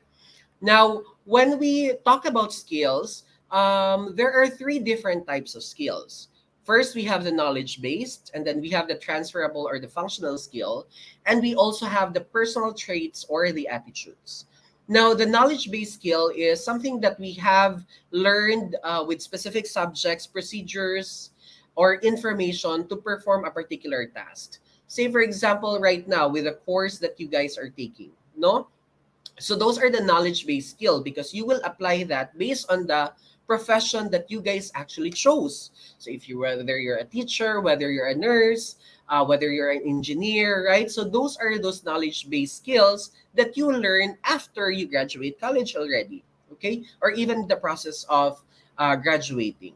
Next is we have the transferable or functional skills. According to this is based on the actions taken to perform a task, which is transferable to a different work. So which means the transferable or functional skills are skills that either you learned or either you acquired, which you can use not just in one job. So hindi lang sa isang work, but you can also use it in different lines of work or different business. So that's why I said, when I acquired those different skills, it helped me a lot in terms of excelling in not just one area, but in different areas. And I think that functional skill is something that really helped me excel in those areas. No? Next is the personal traits or attitude. So from what I have researched on, the personal traits or attitudes are actually something that you have acquired from childhood pa talaga. And for me, this is something that's really important, because your personal traits or your attitudes really define how you work and how you succeed. So I've met a lot of leaders, not just in this industry, but in other industries as well, who have been very successful in what they do. And I guess because that's really because of their character, number one, their character, and their attitude towards work. So which is very important. So those are the types of skills that either you can acquire or either you already have at the moment. Of course, the skills that you guys have acquired all throughout the years, even from studying, is something that's very useful. No, very useful in building your career, because of course the reason why you're studying right now is because you want to build a brighter future. No, and so whatever skills that you have acquired all throughout, either within the curriculum that you have, within the course that you have, or even outside, that's really something that would help build your career. That's going to determine the career that you have, the future that you have. And again, uncovering other skills that you did not know that you have, and you become successful out of that. So it's very important that all the acquired skills that you have, you put it into action. And sometimes we think like we stop learning after college. No, you don't stop learning at all. You don't stop acquiring new skills. You don't stop learning from other people. You continue to learn, because that's the only way that you can practice your mind. Even doctors right now, they try to learn new techniques and whatnot. And what more with us, with me, for example, who is on the BPO industry, who is in the corporate world, I need to cope up. I need to to fast track myself with all these changes in technology and whatnot. And the same goes with you, because I think it's very important that we're able to catch up with how the technology is fastly growing, right? Now, I always hear this from my leaders in the past. And at first, I did not really understand what this means. So, if you can see, it says, a jack of all trades is a master of none, but oftentimes better than a master of one. So, I always think, what does this really mean? No? So, all throughout my career, and again, with the skills that I've acquired all throughout the years, it made me realize about this quote. And I realized that it's really more of being a jack of all trades, meaning you've acquired a lot of skills, a lot of knowledge, or something that you didn't even know that you have, allows you not to be stuck in one job only. And sometimes, oftentimes, it's better than a master of one. Kasi nga, if you're just a master of one, you'll be stuck with only one thing that you know. Right? Wala ka na ibang pupuntahan because that's only the thing that you know. But when you have mastered or gathered new skills, it allows you to explore other things. It allows you to step out of your comfort zone and try to be someone or something that you didn't know that you will be, because again, you did not just realize that you have that skill inside you. No, now, um, with my years in the industry, I often talk to different employees, different leaders, for example, and try to help them understand how they can build their career and how they can also build their career outside the current job that they have, or build their network, or even gather more experiences in different platforms, right? So I've talked to a different people. I've done some leadership talk with different leaders, and a lot of this is really more focused on the interpersonal skills of the people, right? How you are as a people, and how you make sure that even if you are already doing what you're currently doing, you don't get stuck to it. You're able to improve your skills. And right now, what I am showing to you guys, and the next topics that I'll be discussing to you, is more of how to help you improve your skills. So, as I've mentioned earlier, you don't stop right after college. You don't stop learning right after college. Actually, me personally, I've learned so much more after college. Going to the outside world, going to the real world, kumbaga, no? That's when I really learned so many things in the real world. So many things that as a student before I did not really know, or probably I did not really mind them because I feel like they will not be helpful in my career.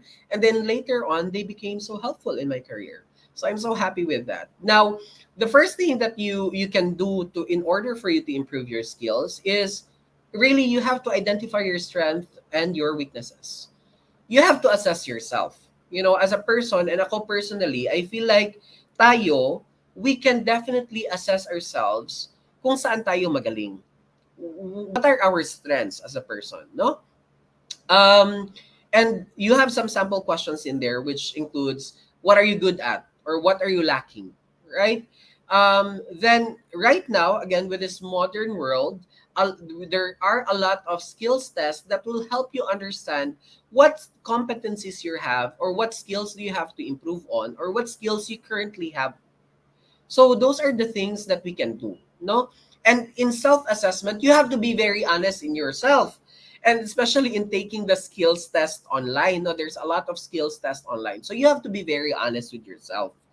Kung what do you think what those questions are and how to answer them correctly, no? You have to answer them correctly because that's the only way that you can get an accurate answer if you're unsure, if you're uncertain kung ano yung skill that you still have to improve on. Okay, so self-assessment.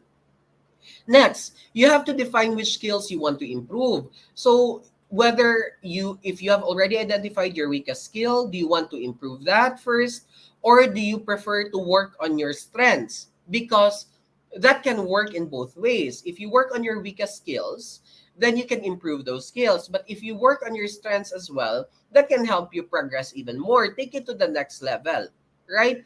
But overall, you have to choose first what skill would help you achieve your goal, which brings me to my next points. Ay, hindi pa pala. Okay. But which brings me to my next points.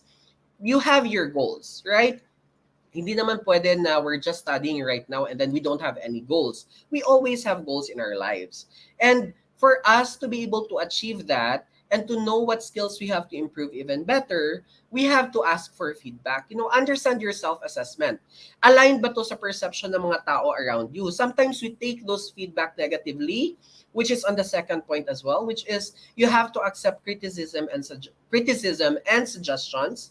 But sometimes, human nature, we try and take those feedback negatively agad. When someone talks to us about the weaknesses that we have, we take it negatively, and it took time for me as well to understand that we should not, no, until I think I became a supervisor already in the BPO. That's where I truly understand that the only way for you to really improve yourself is by asking for feedback. So right now, no, whether I'm doing a great job or whether I'm doing something that needs improvement on, I always try to ask my mentor, which one do I need to improve on, right? Which do you think, which part of what I've done do you think I have to improve on?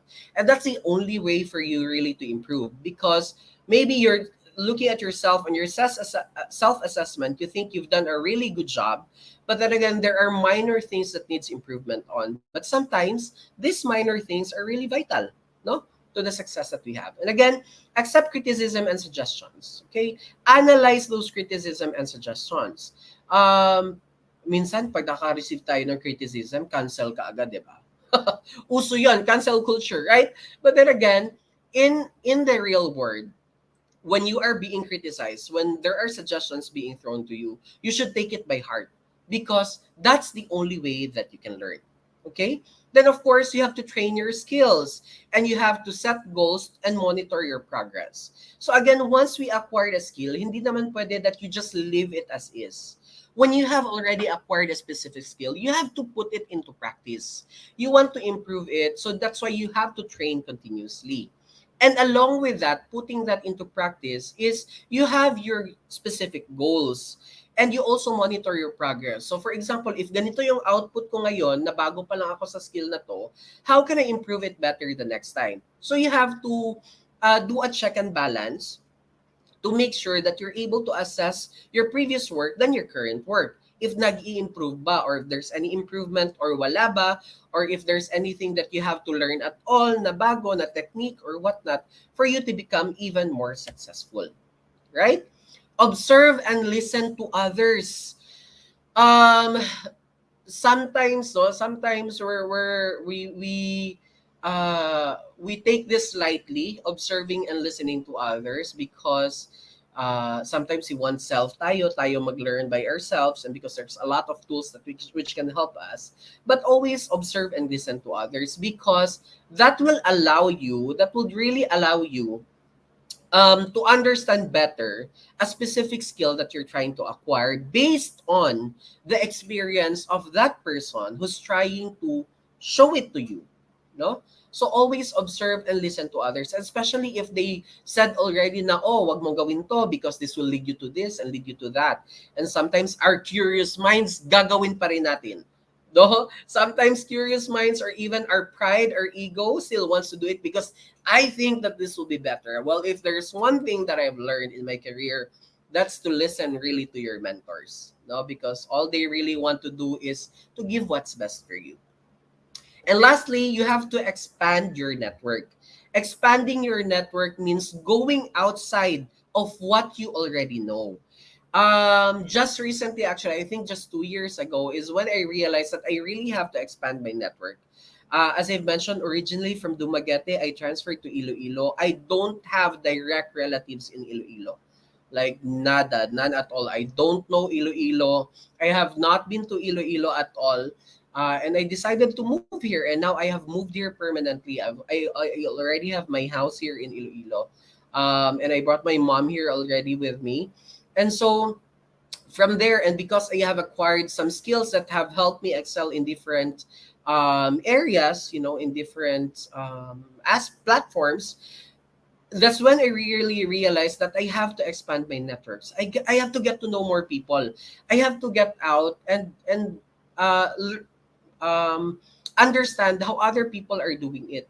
Whether I have to meet some businessmen, whether I have to meet some advertisers, I have to meet some fashion designers and whatnot. But you just really have to expand it, because again, that will provide you a lot of opportunities. So right now, with my job, especially with my job right now, it's really important that I have set of network, because we try to reach out to different communities, we try to reach out to different organizations, and having that kind of network allows you to move freely anywhere that you want, and again, it creates new possibilities and new opportunities for you and for your career. Now, those are by the book, but if you're gonna ask me what's my advice to youngsters, especially on improving their skills and working on their career, is number one, be really patient. Working on the climbing on the ladder of success in the BPO industry has not been very easy for me.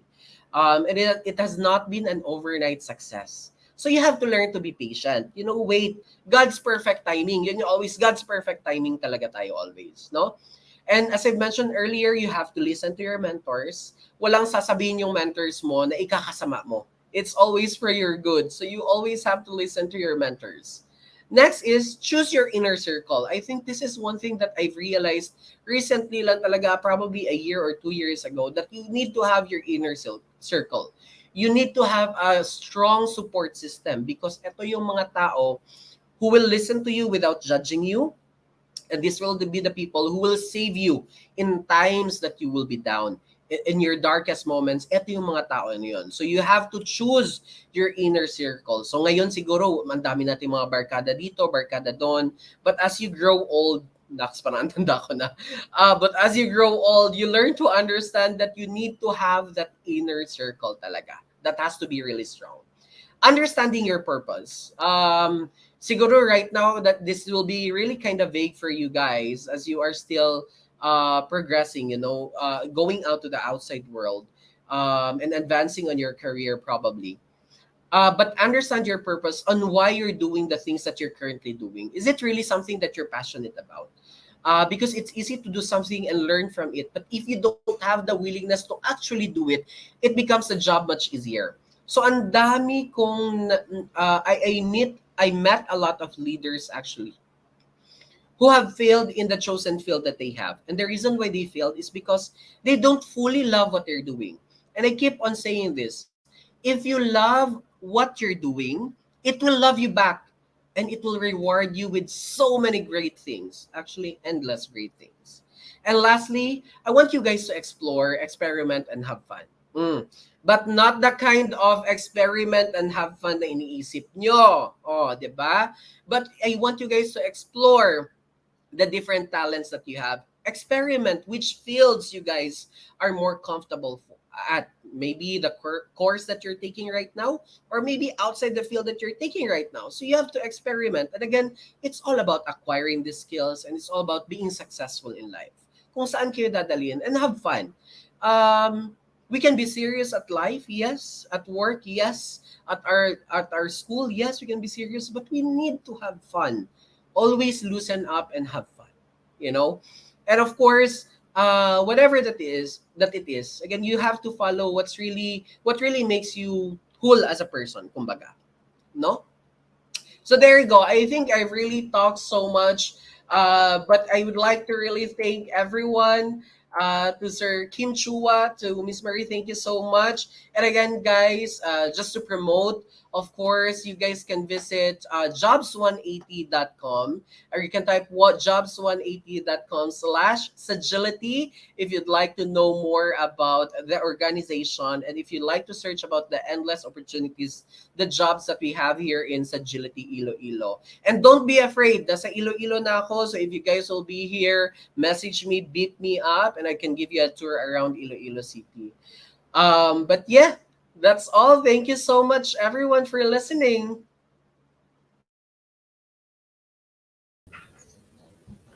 Thank you so much, Sir Maverick, for sharing us your expertise, no, regarding the different skills that we can develop, and for sharing also your word of advice. All right, thank you so much for that. So, guys, if you have questions for the topic, please don't be shy to pose it. Don't be shy to ask. You may pose it na sa ating comment section. Thank you so much. Mr. Maverick, here are the offline questions po. I'm ready. Okay po. What is this one important skill that everyone should have?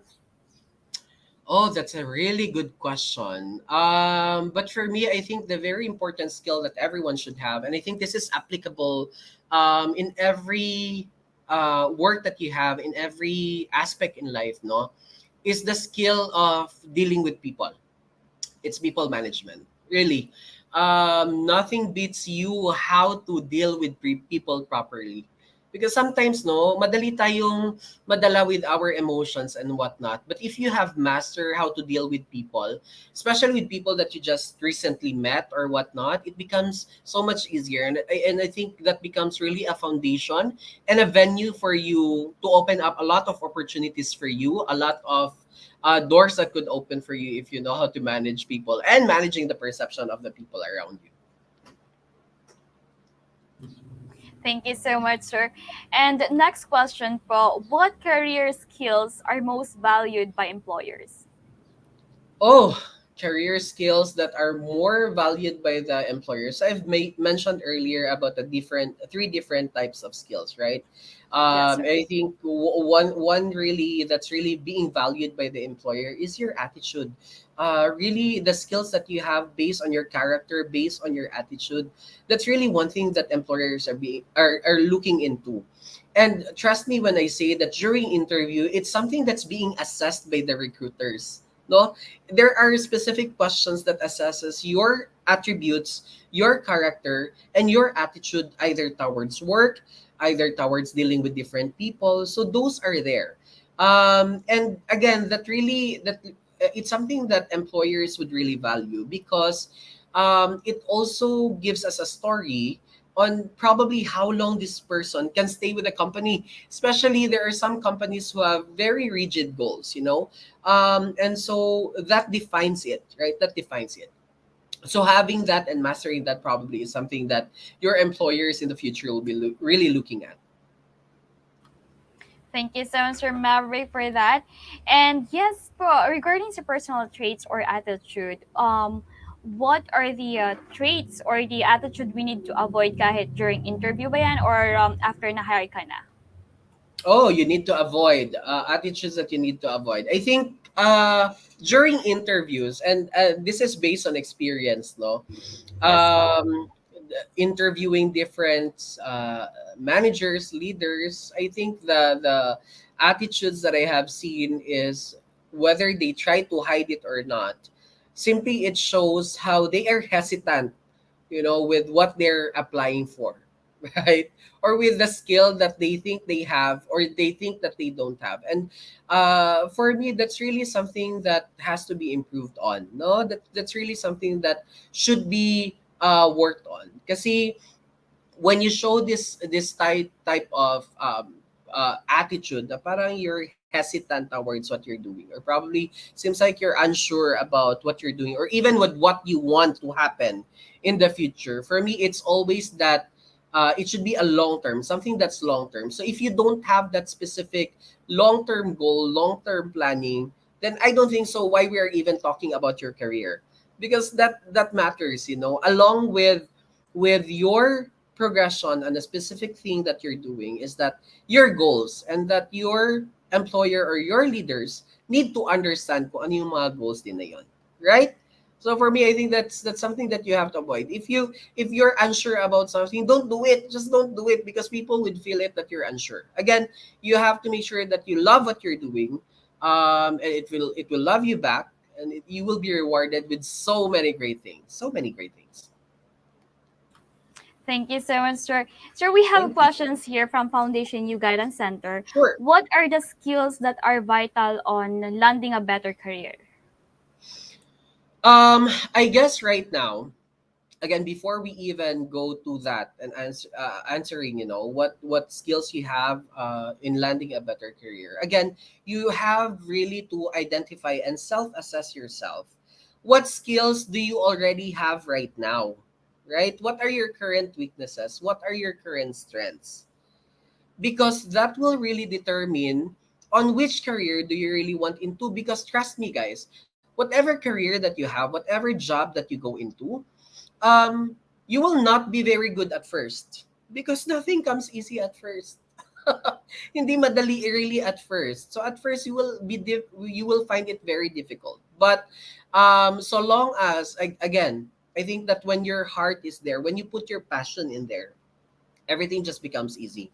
So first, you really try to assess what skills you currently have. What are your current strengths and weaknesses? And try to identify kung ano muna yung gusto mong i-improve. Whether yung weaknesses mo ba, or again, if you want to level up the current skills that you already have. And then, that's really where, kasi wherever you go naman, you will be in a good career, you will have a really good job if you master those skills. Again, at first you will start it at very hard, but if you continue doing it, then you will be at a really good career progression. Thank you, sir. Thanks so much. Sir, I just want to ask po, what are your thoughts about yung sa kasabihan, fake it until you make it? Ah, Miss Maria, thank you, because um you made me recall about my previous work experiences. Yes, sir. Very popular siya sa mga ano, no, call center agent po Yes, inside yes, the yes. And production. probably in a corporate world, if you're unsure about with what you're doing, kumbaga, kung hindi ka sure sa ginagawa mo, if tama ba to or hindi, kailangan kong ipakita na tama to. So you have to fake it until you make it. So I was promoted as a manager, as an operations manager at a very young age. I was promoted at the age of 23. And at that time, I was not fully knowledgeable about the entire BPO world. I was not fully aware on how the business works, kumbaga. Although I was learning, but there are a huge part of the business world that I'm still missing. And so what I did is I really apply that. Fake it until you make it. You have to act confident. You have to act as if you're knowledgeable about everything while learning at the same time. So for me, it's really applicable, especially if you're wanting to build a really good reputation. Na kumbaga parang you have to be confident. Even if hindi mo masyado alam yung topic na sinasabi mo, but you have to be very confident about it. That you'll be able to share and even some experiences na hindi naman actually nangyari on that job, but something that's relatable to everyone on the organization. Very good. I like that. Thank you so much, Sir Maverick, for that. Sure. I think that will be my last question, sir. Wala na po tayong questions from our audience. Thank you so much for sharing us your time Thank and your you. expertise to our audience. And we are looking forward, sir, to have you again sa Yes. ating future events. Thank you so Yes. much. Thank you for that. Thank you. Thank you, everyone. Thank you, Foundation University. And again, if you want to explore your career, please do Mhm. visit jobs180.com/sagility. We have a lot of openings, really. And even for our nurses there, we're hiring for nurses as well. So if you want to visit Iloilo, see you soon. Thank you so much, everyone. Thank you, Sir Maverick. Yes, don't forget to visit www.jobs180.com/sagility for more career opportunities. Okay, thank you so much. We are now done with our last topic, new age career possibilities, content creation, social media, blogging, streaming, and online businesses. He took up electronics and communications engineering from University of San Agustin. He started his career in a BPO as a talent acquisition specialist, and later on, he's transferred to sourcing. He has worked under sourcing recruitment for more than 2 years now. With his dedication and commitment, he was awarded Top C Specialist of the Month of November in 2021. On top of that, he was recently promoted and received the award for Top C Specialist of the Year for the year 2022. The candidate engagement specialist from Inspiro, Mr. Enzi Nigel Vincent Latumbo. Sir Enzi, good morning. Hi, good morning, everyone. Yes, good Yes, morning. thank you so much, Jobs Winnie, for inviting me. And yeah, I'm sharing my screen now.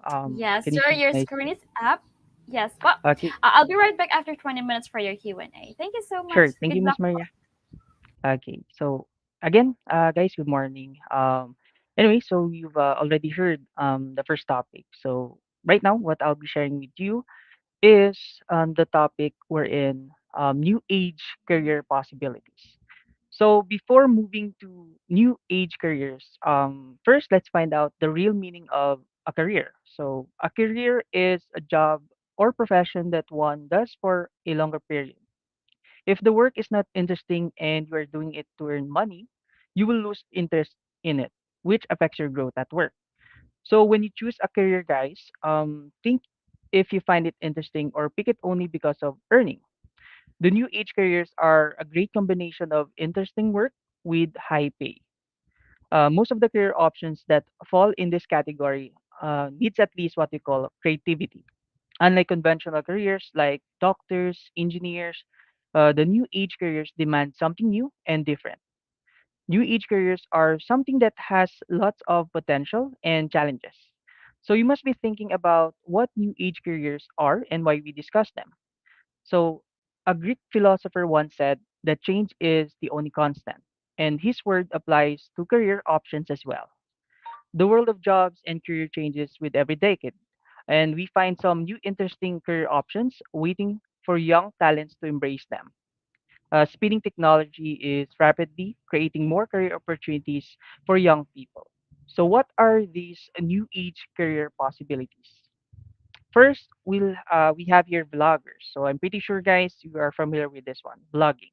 So vloggers is actually an attractive career option that needs skills, which offers both fame and money.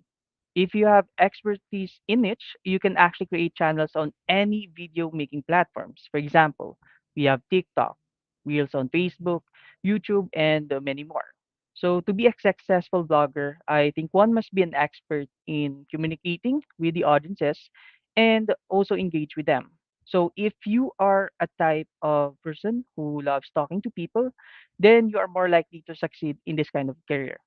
So one of the individuals I am familiar with when it comes to blogging, I'm pretty sure, guys, you are aware of this person. The name would be Lincoln Cortez Velasquez. He's one of successful bloggers here in our country in the Philippines. So he's also known as by the name Kong TV, right? So I'm pretty sure you know him. So through his success, it gave an opening for a new age career in this generation. And moving forward, next, we have what we call online businesses. So, as we all know, guys, business nowadays went from traditional face to face transaction to a more virtual one as more and more people are engaged in businesses in the digital world. So, if you can remember when the global pandemic affected every inch of our global economy, digital businesses started growing. So here and there, people would find themselves, engaging in a certain opportunity that they can make the most out of. For example, from beauty products and home essentials to a wider variety that can even compete with big companies such as clothing and footwear. So in this category, I'm pretty sure most of our friends or someone are into online businesses, as what we usually call them, online sellers, right? Okay. Next, we have what we call content creation. So content creation is also content being a content creator. This is typically a career path that provides opportunities for almost anyone that is creative. So one of which being part of the content creation, you can do what we call blog posts, infographics, webinars, white papers, podcasts, doing videos, and especially using social media. Okay, and according to research, Content creation is the intentional process of, crafting text and visuals that align with the core interests of your audience and brand to somehow, reach documented business goals. So generating content actually requires a mindful planning and intelligence. Once the creation process is mastered, the resulting custom content can actually, boost engagement, attract leads, and even close sales. So in turn, making or growing your business and industry influence. Needless to say, a person with the right ideas can, turn out to be successful being as what we call a content creator. So one of which, as my good example, would be Kong TV, right? So he's one of the successful individuals in this career that we have right now.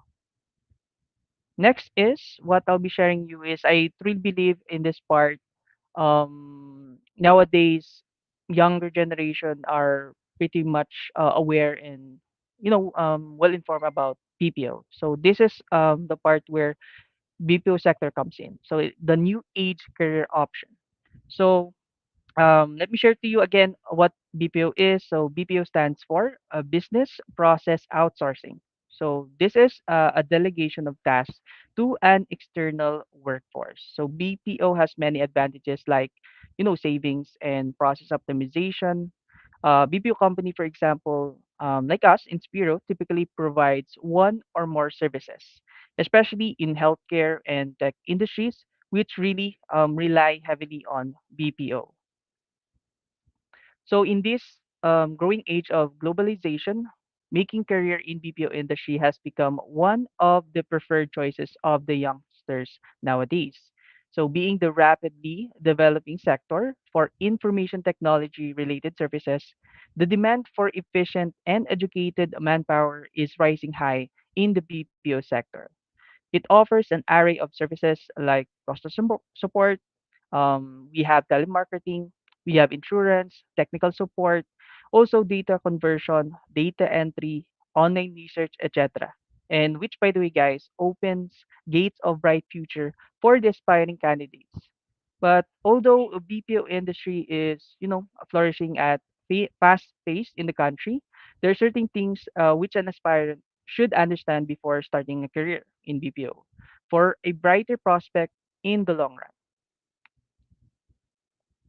So, with the BPO sector, career in BPO, guys, has its positive points. So let's talk about that first. So to kickstarting your career in BPO industry, this is actually quite easy because they offer in-house trainings to the employees. Also, they give a preference to the candidates with a degree in any discipline. Thus, any academic specialization is actually doesn't require. The best part of BPO is that they offer excellent work environment with good wages and maximum benefits to the employees. So, for example, transport facilities offered by BPOs actually attracts youngsters, which eventually they get fascinated by the striking lifestyle and flexibility of time provided by them. So, due to these things, the future of BPO sector in our country is, very bright, and more people are getting driven to it. So we talk about the positive points. Now, we'll also talk about the negative aspects. Well, as we all know, everything has its own positives and negatives. So is the case with BPO industry. So it is necessary, guys, to have a clear view about the negative and the positive points of the BPO sector. So before starting a career in the same. So just to share with you, usually after some, point of time, employees of BPO sector, somehow start thinking that their work is tedious or monotonous, and one of which is sleepless nights, which are the other factor that makes aspirants move away from the opportunities in BPOs. So future plans of like, higher education or ambition of having better salary and higher status also restrains people from getting into BPO sector.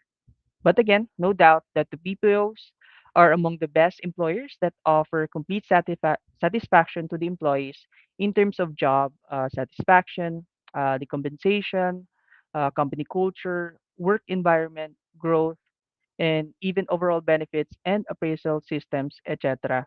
And again, they have their own negatives as well. Either way, guys, go ahead and fly high in the sky of success with complete assurance of a promising future. So that's for it for me, guys. Thanks for listening with my short discussion. So if you'd like to know more, guys, kindly visit us and follow us at www.jobs180.com/inspiro. Thank you so much, Sir Inzi, for letting us know about the career option to our audience. All right. So, guys, if you have questions, please post it sa ating comment section. Wag po kayong mahihiya. All right. Post lang po tayo ng ating katanungan. Okay. So, Sir Inzi, here are the offline questions for you. Mm. Okay, sure. Mhm. Um, Sir, which social media platforms can be used to advance your career or to open new career opportunities po? Okay, I think that would be more likely falls under what we call social media. So social media has Mhm. different platforms, but mostly nowadays people use YouTube, Facebook, and right now we have TikTok, right? So more people are more indulged in this kind of platform nowadays. So you can actually take advantage of this, and it really helps you a lot um, to build career as in terms of digital world. Thank you so much, sir. Okay, thank you po. What should you watch out naman po for as you are searching for new opportunities? If you are using social media. Okay, so I think this was discussed earlier today. No, so especially when we use social media, again, social media doesn't necessarily give off, a concrete information. So again, it's social media. People tend to post something, anything they have there in mind. So when it comes to careers, so I guess you need to be very keen in checking profiles, accounts, especially if you're looking for a career or a job using social media. I think that would be my answer for it. Thank you po. And follow-up questions po, no? Meron po tayong questions from Foundation New Guidance Center. Is there a significant difference between passion and reality-based career goals? If such thing exists, where do we draw the line between them? If there is a message that you want to tell those who are considering content creation or vlogging as a lifelong career, what would it be? Alright, medyo Okay, mahabang that's tanong. yeah, that's actually an interesting question, by the way. So the significance between passion and reality-based career goals.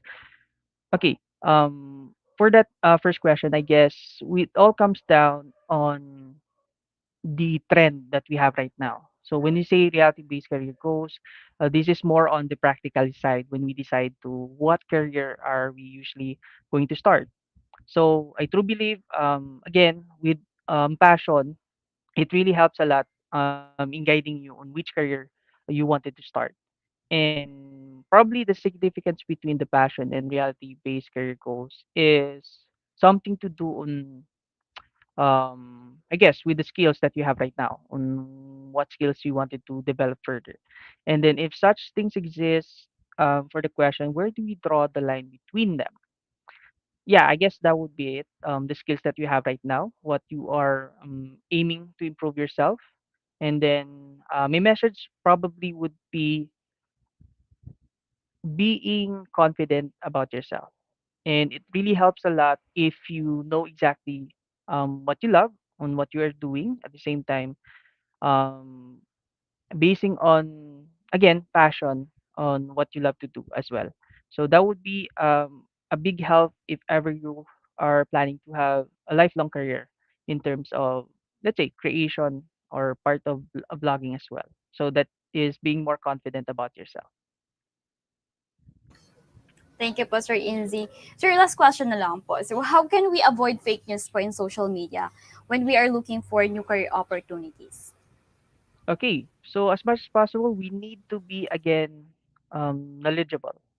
So there's certain, I think there's two types of person. The one would be well informed, the other one would be misinformed. So either of the two, you need to be stick to the one as being well informed. That would mean you need to take responsibility on yourself on checking those news, or let's say uh,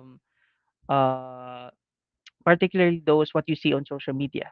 So it's more about the facts, checking legit profiles, companies, being keen again with the certain details, which really might affect in the long run in what you do on social media. Thank you so much, Sir Inzy. I think that will be the ayun, meron pa po tayong pahabol na question, sir, no? With more Mm. companies using AI or robots to replace humans as workers, isn't it better to start a business? Okay, so for me on my end, I guess business is somehow, you know, not for all.